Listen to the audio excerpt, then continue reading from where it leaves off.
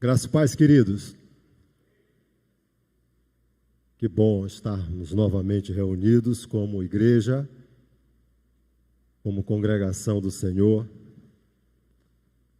E alegres, né? Para tudo quanto o Senhor tem nos favorecido.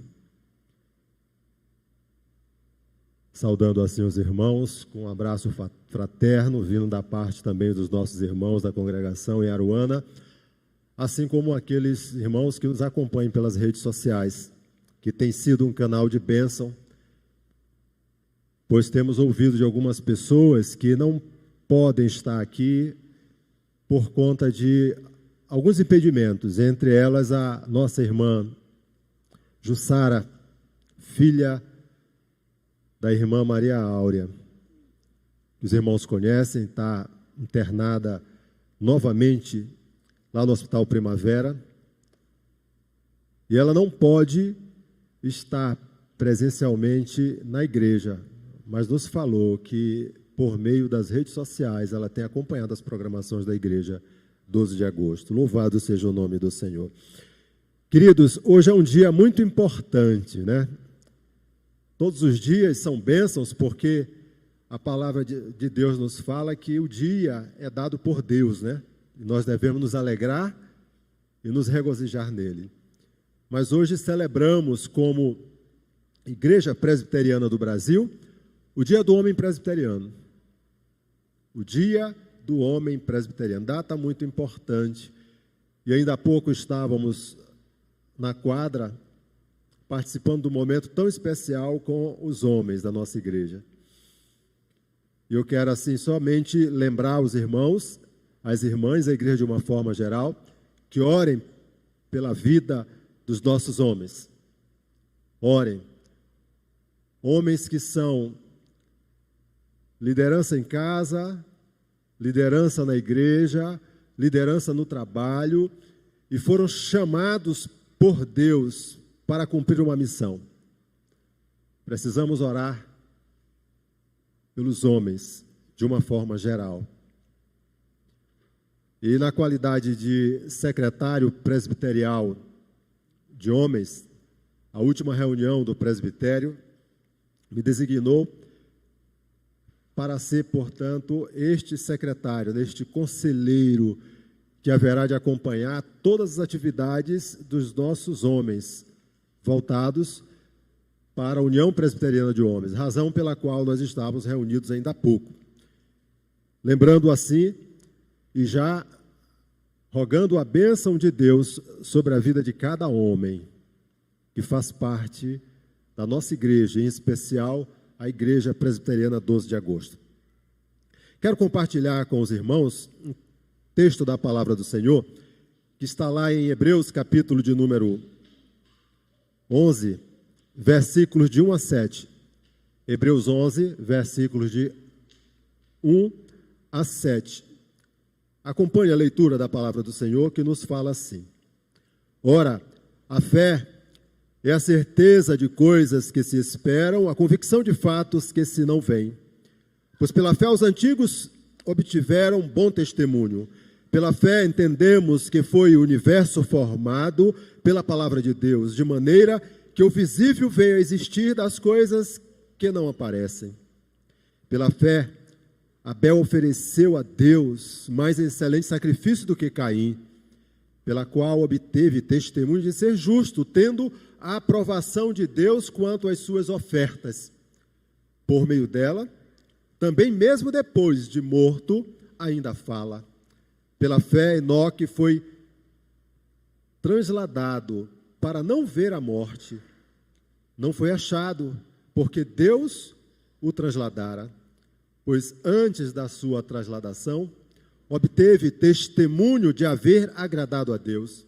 De fato, sem fé é impossível agradar a Deus, porquanto é necessário que aquele que se aproxima de Deus creia que Ele existe e que se torna galardoador dos que o buscam.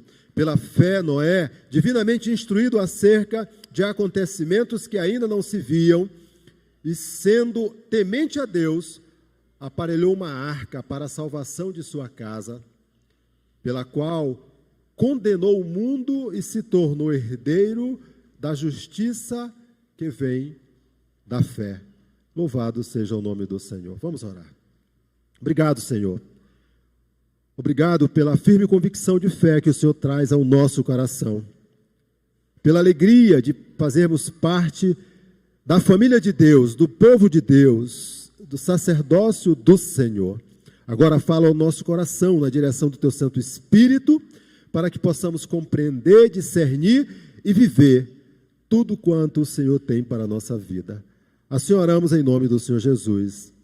Amém. Irmãos, existe um relato publicado pela imprensa nacional e internacional de uma tragédia que aconteceu no ano de 2018, ali nos Estados Unidos, mais precisamente no estado da Califórnia.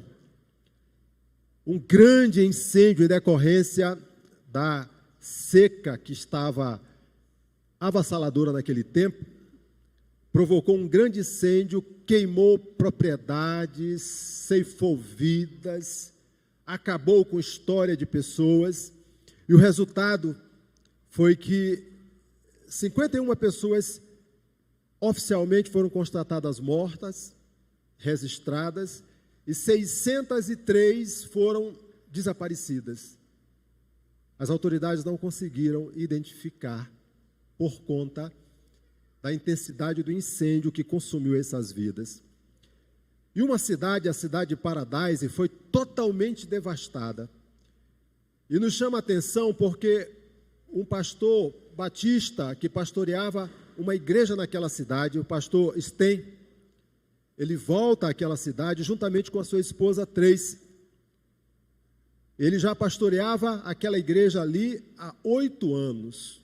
E a igreja estava crescendo, uma igreja vigorosa na palavra, uma igreja, portanto, extremamente ativa e participativa na obra do Senhor.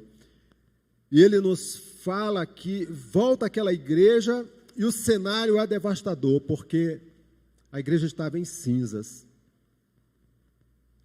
Não havia mais edificações quanto a alvenaria, telhado, portas, janelas, tudo consumido pelo fogo. Mas uma coisa chama a atenção do pastor Sten, quando ele entra naquela área que constituía a igreja, a parte do templo, a cruz, que ficava atrás do púlpito, de madeira, estava intacta. A cruz de madeira estava intacta. O fogo não consumiu. O fogo, portanto, não acabou com a cruz. E diante disto, ele faz uma declaração. A esperança está viva, está dentro do coração das pessoas que creem. A esperança está viva, está dentro do coração das pessoas que creem. Deus seja louvado pela firme esperança em Cristo, nosso Senhor e nosso Salvador. No capítulo 11, que nós lemos a perícope, uma pequena parte deste capítulo, o narrador faz uma descrição da fé, trazendo à nossa memória o que é esta fé e como entendemos e em que dimensões nos encontramos diante dela. Esta carta, que não tem autoria definida, mas tem como tema Jesus Cristo como grande sumo sacerdote, que tendo oferecido nada menos do que a si mesmo como sacrifício totalmente suficiente pelos pecados, agora está ministrando no santuário celestial. Esta carta que tem por objetivo encorajar irmãos que estavam numa condição agora de perseguição, de pressão, mas precisavam permanecer firmes na fé, olhando para a grande referência que havia sido apresentado diante das suas vidas. Cristo, nosso Salvador e o nosso Redentor. É diante deste quadro que nós queremos tratar nesta manhã, deste tema que está posto aqui na transparência. A fé como graça de Deus na vida do homem. A fé como graça de Deus na vida do homem. Como se manifesta esta fé? O autor está nos falando sobre esta natureza, sobre a importância de caminhar nessa progressão que Deus nos proporciona na dimensão da fé, olhando não somente para as circunstâncias que são próprias da nossa vida, elas são terrenas, elas estão sendo apresentadas aqui, nós podemos tocar, nós podemos sentir, nós podemos olhar, mas vai muito mais além disto. Ela vai num plano que é um plano espiritual, nesta firme convicção de acreditar no plano redentor e em decretos que foram estabelecidos no passado e promessas firmadas com o povo do Senhor diante de Deus para todo aquele que crer em Cristo como Senhor e Salvador. A primeira lição que o texto nos traz, olhando para o texto lido, a fé como graça de Deus na vida do homem, como ela se manifesta, a primeira lição nos fala que ela se manifesta pela sua natureza. O versículo de número 7 nos fala, o versículo de número 1 nos fala assim: ora, a fé é a certeza de coisas que se esperam. Se você olhar em uma outra versão, essa versão que eu li aqui, revista e atualizada, mas se você que está presente ou nos acompanhando na rede social, tiver uma versão corrigida fiel, ela vai estar assim: a fé é o firme fundamento das coisas que se esperam. Uma mudança, mas que alcança o mesmo propósito. Um teólogo sistemático chamado Anthony Hockman, ele nos fala com relação a esse ponto, a esta abordagem, a esta referência, que a fé inclui mais do que crer, que uma mensagem verdadeira. Ela envolve também a confiança em Cristo, o descanso nele e dependência nele. Quando nós pensamos nisso e olhamos para o Novo Testamento, onde o texto está inserido, nós observamos que esta fé envolve a aceitação desse corpo verdadeiro na base do testemunho dos apóstolos, ou de tantos outros que olhavam para frente, mesmo não tendo naquele momento a dimensão daquilo que haveria de acontecer, mas creram, se apropriaram deste firme fundamento, que foi transmitir esse testemunho, a fé pessoal no Cristo, no nosso Salvador, no nosso Redentor. O contexto, falamos ainda há pouco, em que a carta ela está inserida, e redigia um propósito onde esses cristãos que encontravam-se na dispersação tinham sido expulsos do local onde habitavam. É só nós lembrarmos em Atos dos Apóstolos, a partir do capítulo 1, o que aconteceu com aqueles cristãos que estavam ali, naquelas dimensões de pregar a palavra, e em meio às verdades que apresentavam, foram assim perseguidos duramente por quem governava, por quem tinha autoridade de mando, por quem perseguia verdadeiramente aqueles que anunciavam Cristo como Salvador. Assim, foram expulsos de Jerusalém durante a primeira perseguição à igreja, logo depois da morte, do martírio de Estevão. Agora, diferente do que ocorrera no passado, onde Deus falava por boca dos profetas, agora ele está ministrando por meio do seu Filho, Jesus Cristo, nosso Salvador. E o texto, nos versículos 1 e 2 deste capítulo 11, nos fala que, havendo Deus, Hebreus capítulo 11, versículos de 1 e 2, havendo Deus falado muitas vezes e de muitas maneiras aos pais, pelos profetas nestes últimos dias, nos falou pelo Filho, a quem constituiu herdeiro de todas as coisas, pelo qual também fez o universo. O escritor aos Hebreus fala aos judeus cristãos de Jerusalém, para confirmar por fé que Cristo é o maior, Cristo é Senhor, Cristo é Salvador, não se deixando assim enveredar pelo judaísmo, para que se dispersassem, se afastassem da centralidade da verdade naquele que é autor e consumador da nossa fé e morressem espiritualmente. Então, irmãos, a fé como graça de Deus na vida do oposto, de sorte que impeça que os leitores, esses leitores lá, aqueles que receberam a carta, instruído, portanto, por aquele narrador que era homem de Deus, pudessem ter a plena convicção e caminhasse na verdade de Jesus, na palavra que edificava e que os conduzia a uma vida de comunhão, a uma vida de edificação na presença do Senhor. O versículo 1, quando o escritor, ele enfatiza a fé, é a certeza de coisas que se esperam. A tradução aqui da palavra grega, hipostase, da forma substantivada do verbo grego, vai significar colocar-se sob algo como suporte.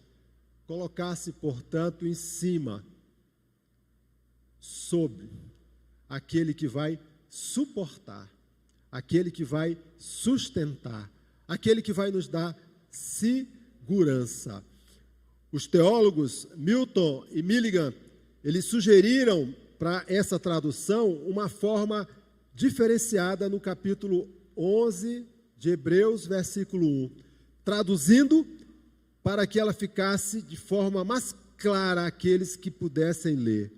Traduzida dessa forma: fé é o título de propriedade das coisas que se esperam. Entendendo assim, ou trazendo à memória que, nos escritos dos primeiros séculos, essa palavra foi usada como documento que constituía prova de propriedade, como a propriedade de uma casa. E aí esses dois escritores norte-americanos, teólogos, eles traduzem: fé é o título de propriedade das coisas que se esperam, ou seja, aquela certeza que você vai ser conduzido ao ponto principal a qual o Senhor Jesus Cristo já falou que haverá de acontecer pelo plano redentivo de Deus. A segunda lição que o texto nos traz, ao tempo em que esta fé como graça de Deus na vida do homem se manifesta por meio da natureza, agora esta fé ela vai se manifestar por meio da imprescindibilidade. Nos versículos 3 e versículo 6, o texto nos fala assim: de fato, sem fé é impossível agradar a Deus, porquanto é necessário que aquele que se aproxima de Deus creia que Ele existe e que se torna galardoador dos que o buscam. Versículo de número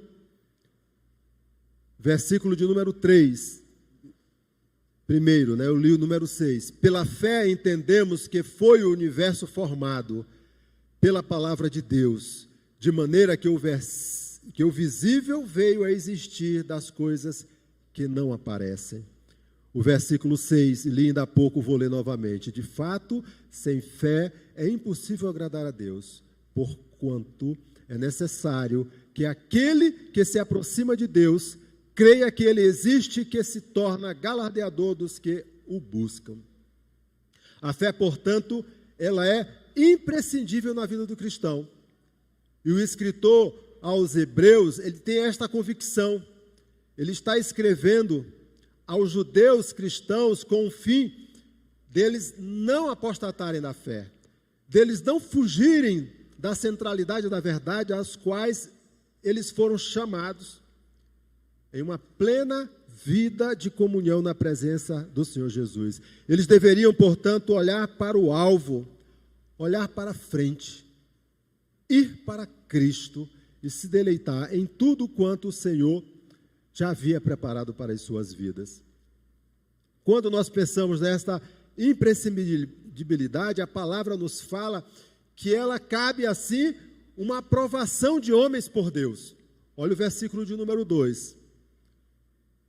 Pois pela fé os antigos obtiveram bom testemunho. Deus vai chamar homens, servos de Deus. Deus vai chamar liderança para que possa, assim, conduzir o seu povo. E repousa sobre ombros, sobre a vida e sobre o sacerdócio de pessoas, vinda do próprio Deus, para que conduzam o seu povo. Pois pela fé os antigos obtiveram bom testemunho.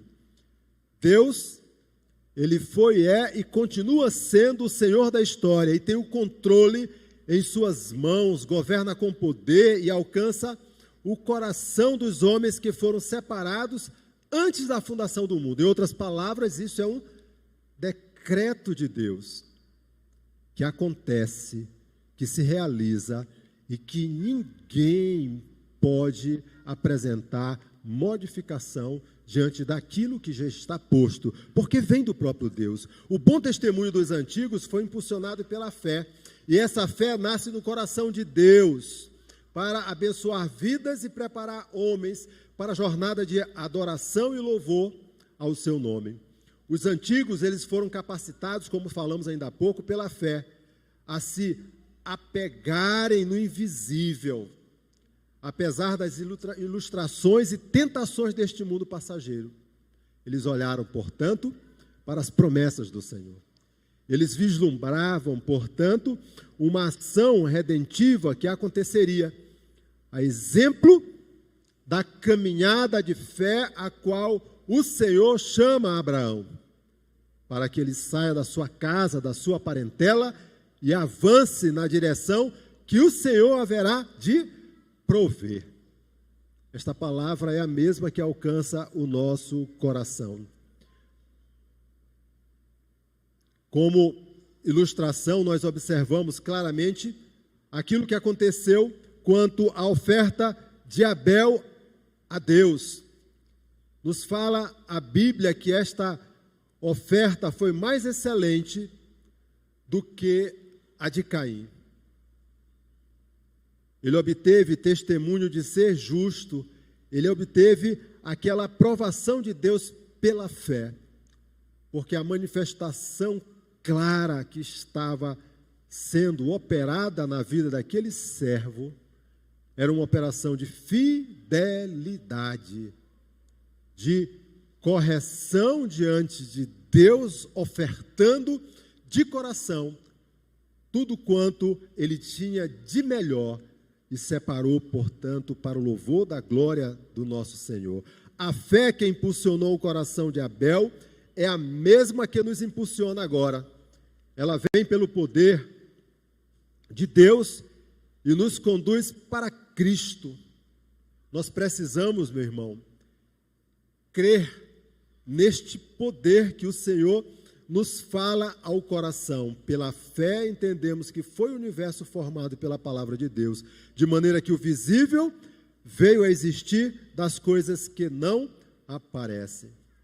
O catecismo de Heidelberg, tratando da questão de onde vem a fé, ele, de forma clara e objetiva, destaca: o Espírito Santo produz no coração, pela pregação do Santo Evangelho, esta fé que existe na vida daquele que se coloca diante de Deus. Ou seja, a fé vem de Deus para nos conduzir para onde Ele quer e da forma que quer nos conduzir. Nesse sentido, o apóstolo Paulo nos fala em Romanos capítulo 10, versículo 17, e assim a fé vem pela pregação, e a pregação pela palavra de Cristo. A fé, ela sempre vai buscar coisas que estão além do que se pode ver. Por isso nós precisamos, antes deste tempo, em que muitas das vezes nós queremos resposta imediata, nós queremos, portanto, ter logo em seguida aquilo que colocamos diante do Senhor, quando elevamos a nossa voz de oração, imediatamente ou prontamente a resposta do Senhor, nós precisamos nos colocar com o coração de fé e entender que Deus é aquele que recebe a petição ouve a nossa oração e no tempo dele, segundo as circunstâncias que somente a ele cabe, responderá. Atendendo, conforme nos fala Tiago, capítulo 5, versículo 16, a oração do justo, que pode muito em seus efeitos. Louvado seja o nome do Senhor. Como terceira e última lição, o texto nos fala de forma muito clara que a fé como graça de Deus na vida do homem, ela é manifestada pela sua falta quando nós não agradamos diante do Senhor. Há uma manifestação. Ele nos fala assim: de fato, sem fé é impossível agradar a Deus. Então, os pressupostos para agradar a Deus pela fé deve conter, primeiro, conhecimento. Não podemos ter fé em quem não conhecemos, ou sobre quem nada sabemos.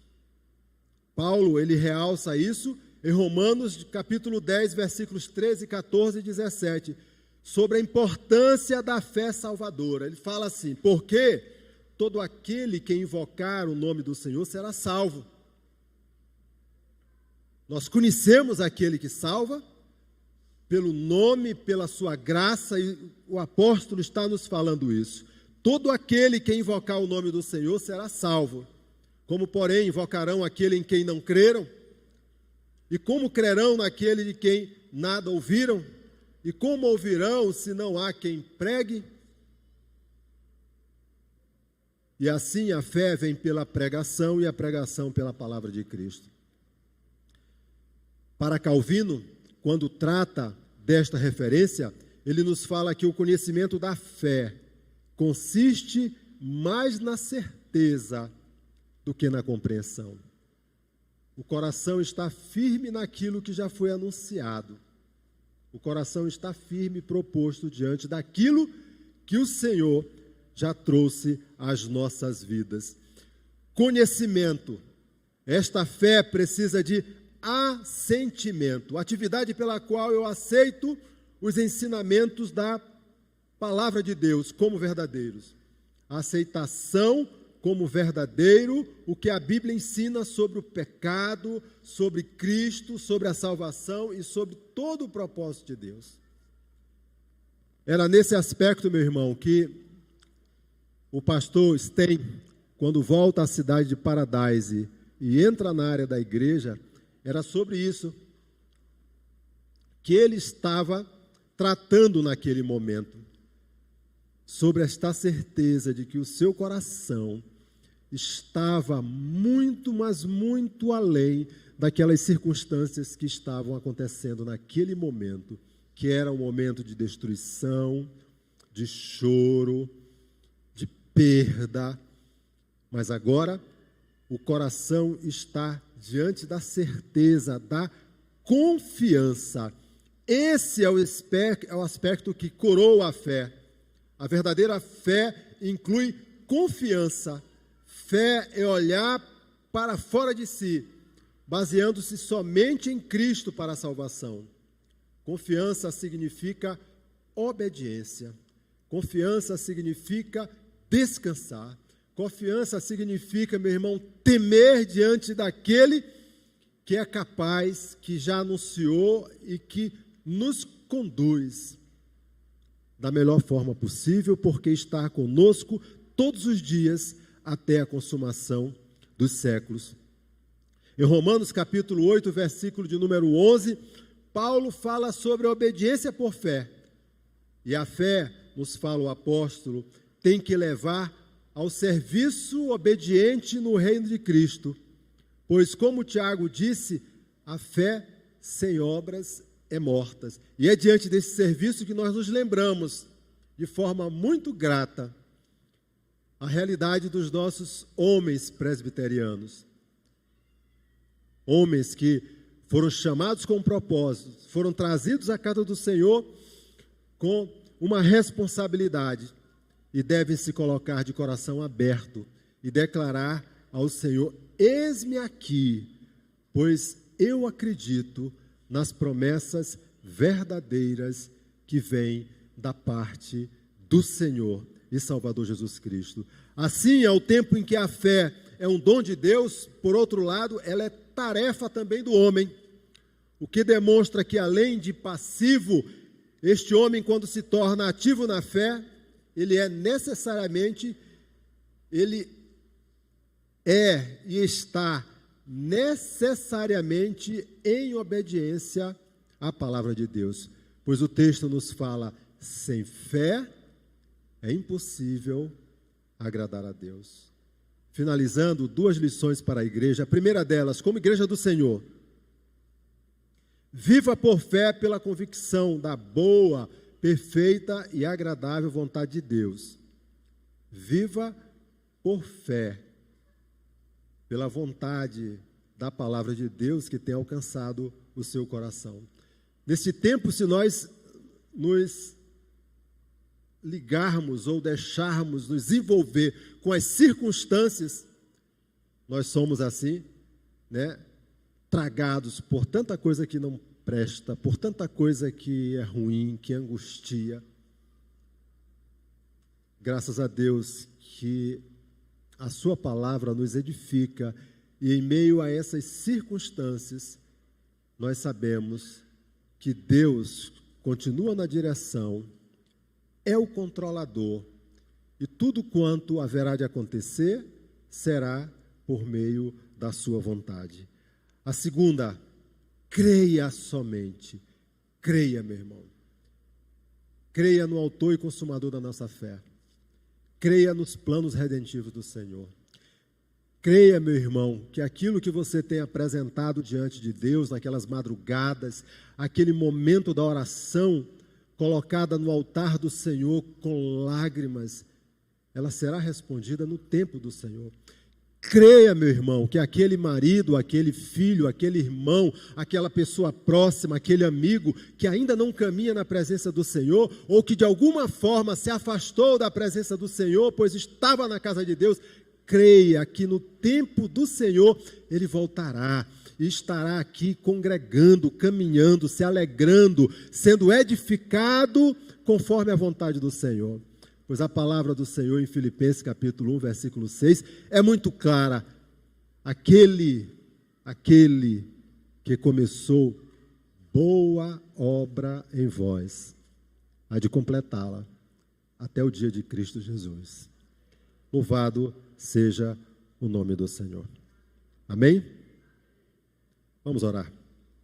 Obrigado, Senhor, pela palavra que nos alcança o coração e tudo quanto o Senhor tem favorecido a nossa vida. Obrigado pela tua igreja, obrigado pela fé que nos favorece e desperta cada vez mais a vivermos na tua palavra. Oramos em nome do Senhor Jesus. Amém.